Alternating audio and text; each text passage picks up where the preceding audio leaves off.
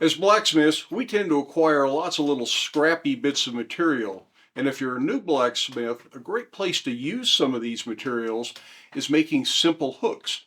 So today, I thought we would make a simple J-hook. I'm starting with a piece of 3/8 diameter round bar that's about 8 inches long. I want to start today's hook project with a finial on the end that we will use to hang the hook from, and then we'll move down and do the actual hook portion.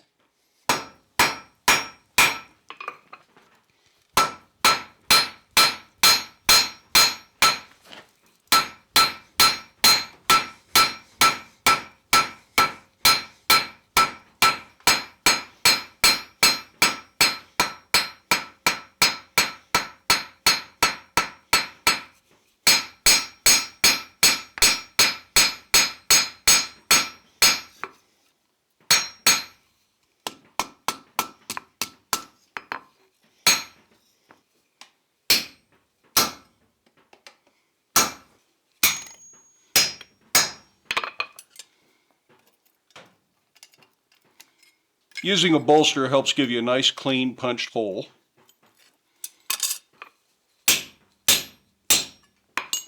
Now we'll turn it around and work on the hook end.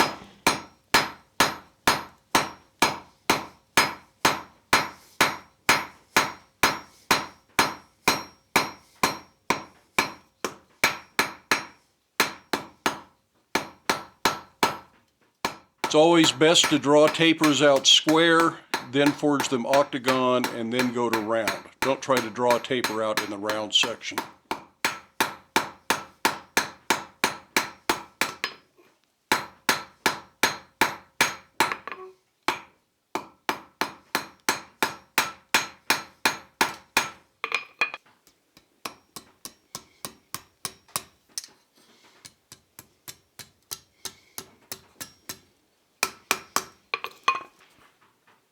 Cooling the little curl will help keep from deforming it.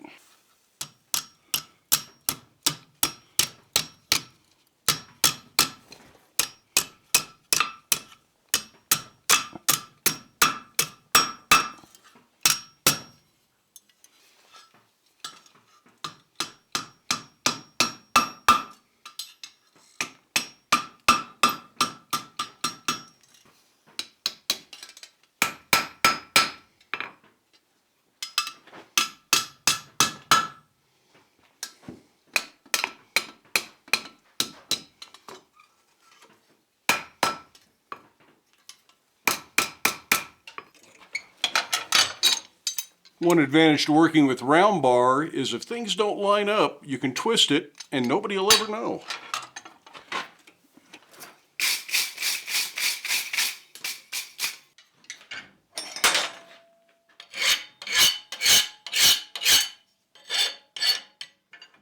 Just a little bit of filing to clean up the finial really adds a touch of class.